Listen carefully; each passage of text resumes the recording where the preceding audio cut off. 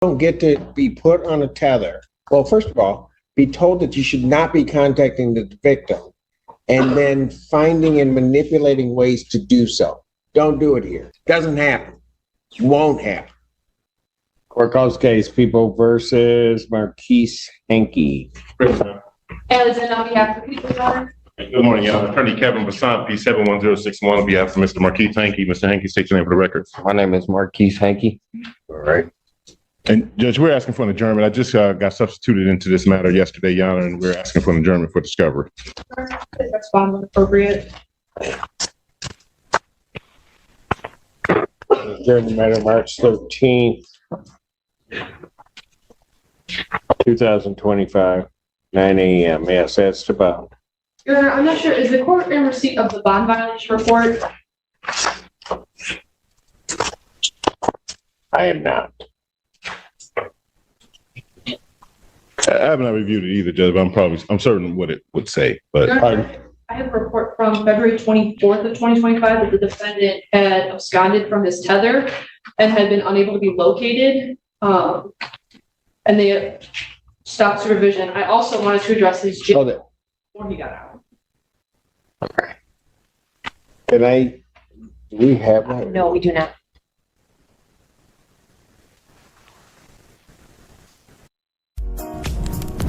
Still looking for the ultimate AI tool? Hailuo AI takes your AI experience to the next level. Just type your idea and click generate. Your imagination will come to life in seconds. Whatever you imagine.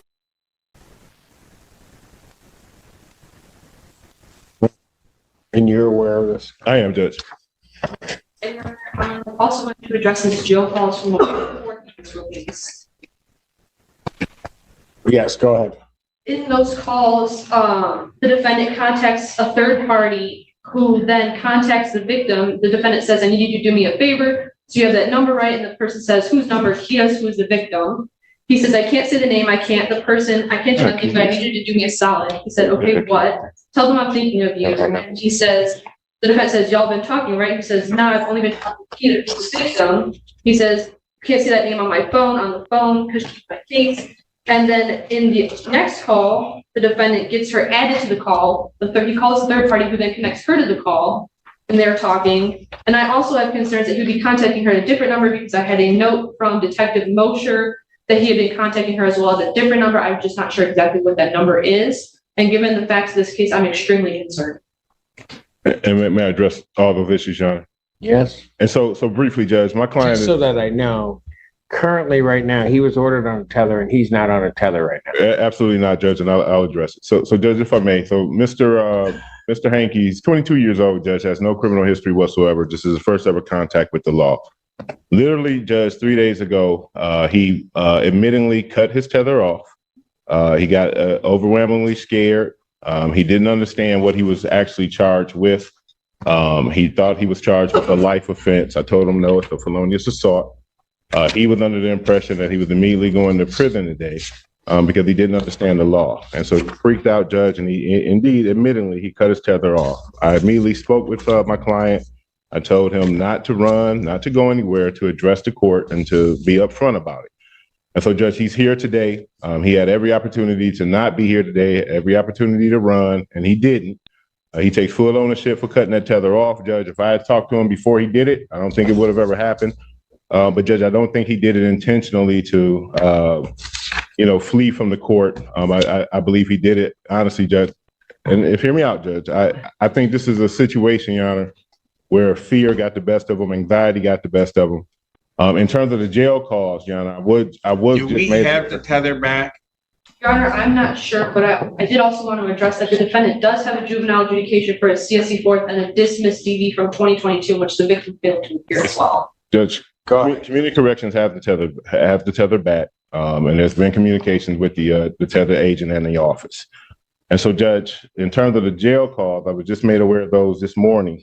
I would note that his the complainant in this case is his girlfriend. She's currently pregnant. I told my client to have absolutely no contact with her whatsoever per the bond conditions. And so, Judge, I make this argument, Your Honor, because honestly, I'm asking the court if they would give him a second chance. There was a $70,000 cash surety bond. That bond was posted. But for his actions 3 days ago, Judge, we wouldn't have the bond violation, at least with the tether.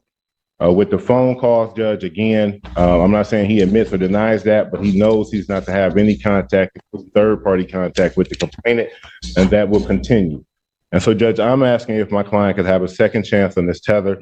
Again, Judge, he could have been like everyone else and just not come back or got caught. We would have got him.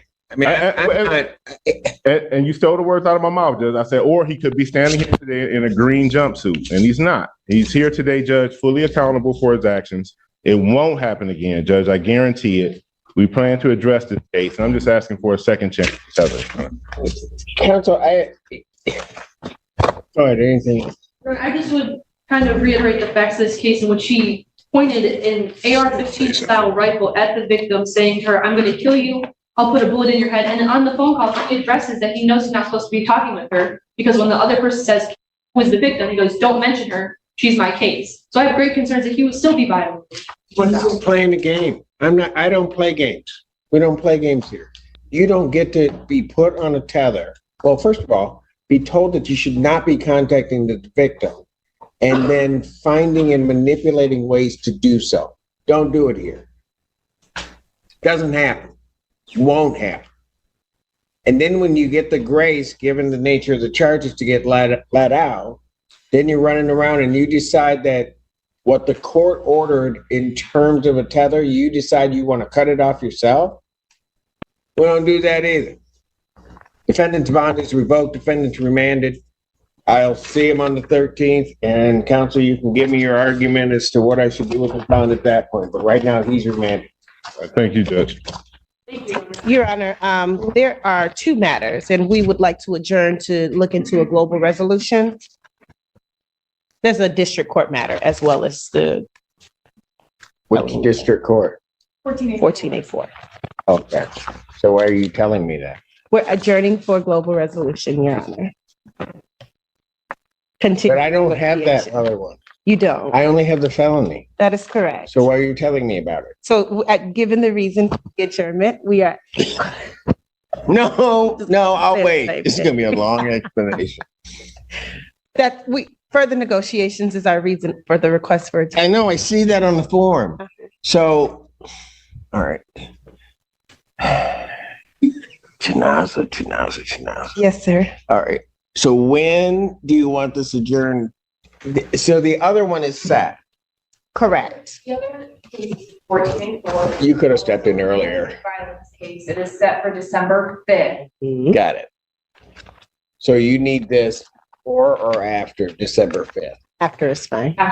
After the 5th. See, it would have been that easy. We said the same thing. I don't know how you were leading with whatever you were doing, but We said the same thing. what? What she said. We said the same thing. No, you didn't. You really didn't. December 12th, 2024, 9 a.m. Bond will continue. One aspect. When this year was arraigned, she was not equipped with a GPS tether, despite the fact that we requested one. I am concerned that this case, that we have now 2 domestic violence cases and there is no GPS tether. I do know that there is a no contact order, as well. So I would be requesting a GPS tether. And Your Honor, Go ahead. the people did, Ms. Poisson did indicate that that would be their request today. When I spoke with my client, she indicated to me that that request was made at the arraignment. However, after arguments from both attorneys, the magistrate who arraigned her at the time indicated or decided that there was no reason for a GPS tether. There is a no contact in order. My case, or at least this case, was of January 2024. So she was arraigned, I think, subsequently on both of the cases when the new 14A4 matter occurred. So, Well, when was the 14A4 matter? When did that one arise? that it was Monday. Monday, so it's Saturday.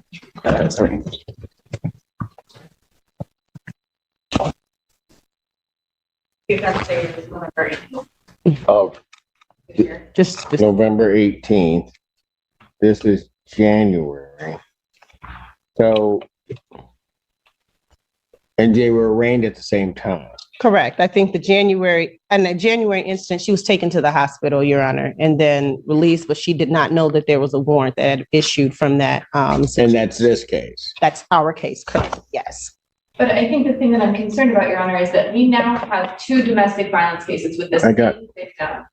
And so even if the magistrate didn't believe that a GPS tether necessarily was appropriate in a case dating from January, with the addition of a new case, I think that it's necessary at this point. Well, what was the rationale?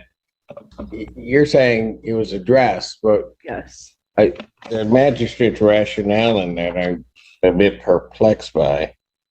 Who's residing at the Valley Circle address? We don't live there anymore. We moved out 6 months ago. 6, 7 months. No longer reside there.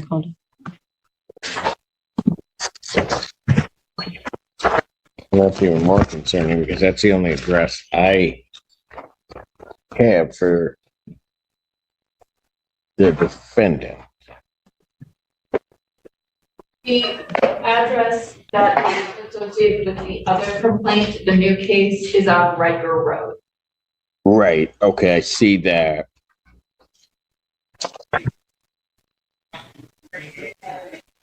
So the Riker Road address is whose address? That's where her family lives, Your Honor, her husband Where? and children. She was living there before this incident.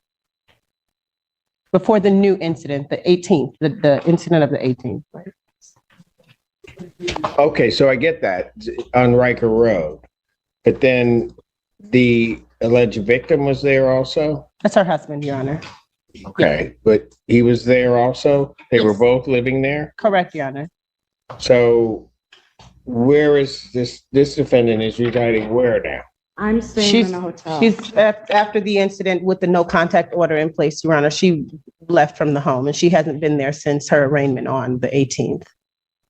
And again, the January. So, and the alleged victim, her husband, is at the Riker Road address? That is correct, Your Honor. So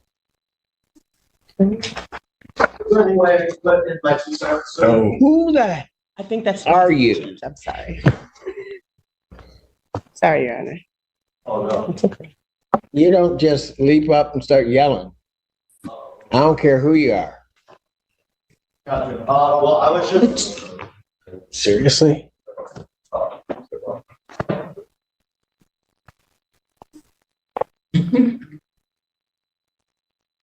Guess that's taken care of. Okay, so I guess my concern is that I do have the second one coming around, and they're located initially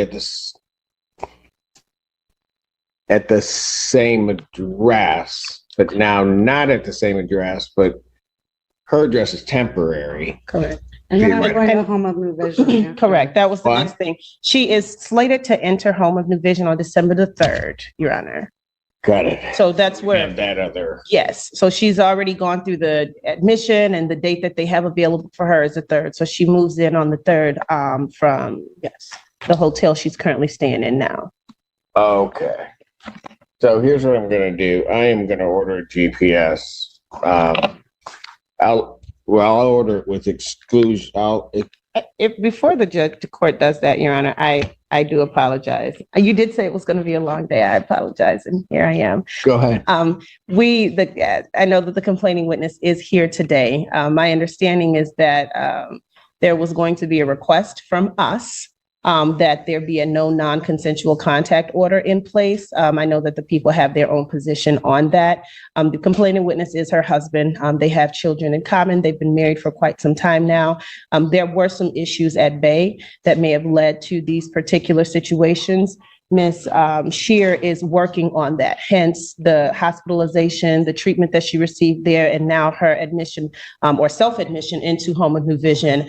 She's very. I can stop you. I'm gonna deny that request. I want to see how she's doing once you get in, how she's doing, because obviously there are, I'll just call them peripheral issues. Okay. So before I would let that happen, it's not to punish you or anything like that. before I allow it to happen, I want to see where she gets in terms of that process. Okay. Okay, fair Okay. enough? Yes, Your Honor.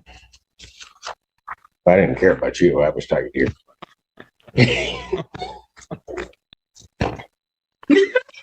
Oh, yeah, I wait for Mr. Janelle to carry.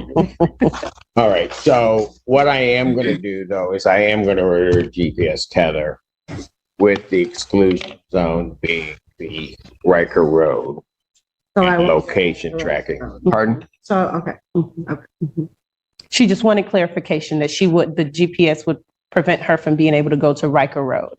Right, and also we will have location tracking because she's going to be going into And treatment. Sure thing. I have a question. Is it okay if I go a couple hours away? Because I was planning on visiting my family. You're going to be in the Michigan though, right? Yes. State? Yeah. Okay. She just wanted to know, she's traveling to visit her family, but it will still be within the state of Michigan. She just wanted to know if that was okay. Oh, that's fine. That's fine. Okay. All right. Thank you. Thank you, Your Honor. Okay. Should she go to community corrections now? Yes, because I will be signing the order momentarily. We'll be good to go. All right. Okay. The same period and before that, it came together. Yeah, so, ma'am, how'd you get here? I got a ride. Yeah, you did. Who'd you get a ride from? Come on back up to the podium. I got a ride from Kalen Miller. Yeah. That's a Because I problem. was told he was allowed to be here today. Pardon? I was told he was allowed to be here today. And By I had who? no other way here Who were you told that by? by his family. I'm in contact with his aunt. Huh?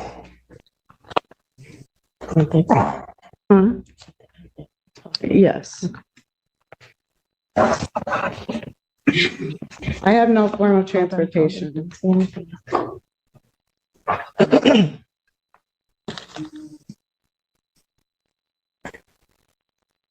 This is a problem. Because she's violated the, I didn't realize I was violating it. let me do this. I'm going to pass the matter briefly. I'm not going to take her in right at this moment. Counsel, I'm going to allow you to explain to her the conditions of her release. And she's going to have to find what hotel are you in? I'm in a Celine Hotel, the Hampton Inn. Okay, It's right down the street from my job. So I can. gotcha. So I understand that, but she's going to have to figure out something else. So I'm going to allow you to sit and talk with her, but somehow or another, you're going to have to come up with a plan. If I'm not satisfied with that plan as to that, and there are people telling her things that are against her order, I'm going to have no option but to lock her up. I understand. But I'm going to give you a chance to talk to her about it. Thank you, Your Honor. Thank you. I'll pass it. Court recalls the case People versus Patsy Shear. Your Honor, thank you very much for the opportunity to speak with my client. I have explained to Ms. Shear the situation that we're in and obviously the court's concern. Ms. Shear indicated to me that when I had originally spoken with her, there was an aunt of the family who was speaking with me on her behalf. She was also on the three-way. She explained to me that this aunt is actually the aunt of her husband, who she's known for over 15 plus years and plays the role of an aunt for her as well. So the information that she had received was from this aunt, and she was under the impression that since he was to be coming to court, that him bringing her to court was not necessarily a violation. I completely understand how that looks. And the fact that it doesn't, I think for those of us who are very familiar with the criminal justice system, it makes no sense to us, but she does not have a significant history or much contact with the court system or the criminal justice system. I would like to talk about moving forward what our plan is though. Go ahead. She is very apologetic to the court. There was no blatant disregard for the court's orders. She indicated that she is currently staying at the Hampton/Hilton Inn in Saline. She works at the Wendy's in Saline full-time, and she says that that's the best hotel for her because she can walk right to work. She has been there. I asked her for proof. She has her room key. She said she checked in on the 19th when she was released from custody during the time of her arraignment. She has been working there as indicated as well. Her plan, she also asked the court about permission to go to Grand Rapids because her entire family lives in Grand Rapids. She has no family here in Washtenaw County or the Detroit area. So she would be going to Grand Rapids to stay with her family for the holidays. She would be there until Saturday.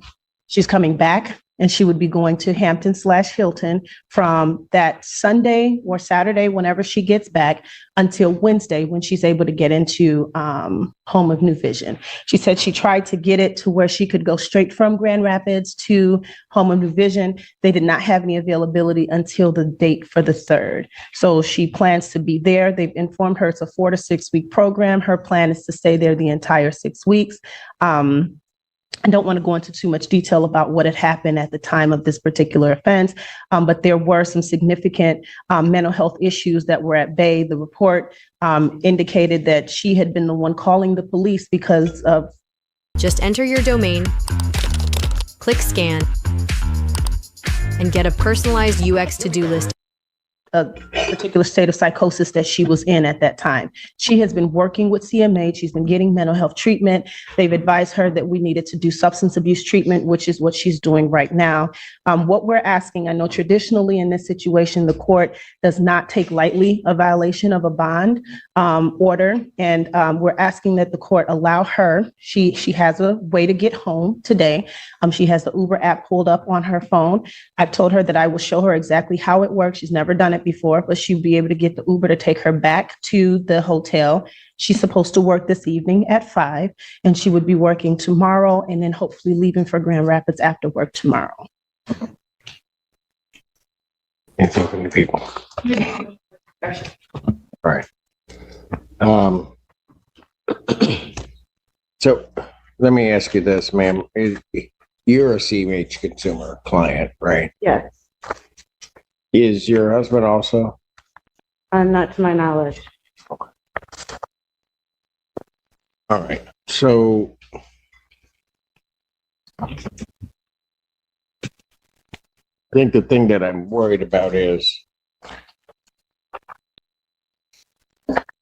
you kind of being, and I will indicate you should not have been or having that type of contact with him. You understand that? I understand that now, sir. All right. I don't see it as something that she intentionally tried to do because it certainly wouldn't have been to her benefit to do that, I don't think. I will order an exclusion zone. I'm going to order the exclusion zone tether. All right, that will also track you. You Okay. understand that? Yes. So we'll know where you are. And I think I'll just leave it at that at this point. Okay. Thank you, Your Honor. Give you a bit of a break, but don't let that kind of thing happen again. And the way that you deal with that, young lady, is that if somebody tells you you can do something that seems contrary to your bond, call your attorneys. Okay, Okay. okay. And ask them what you should do. Okay. Yes, sir. All right. Thank you so much. Anything else? You're welcome. Bond will continue with that one adjustment of the GPS. Thank you, Judge. Thank you. Thank you.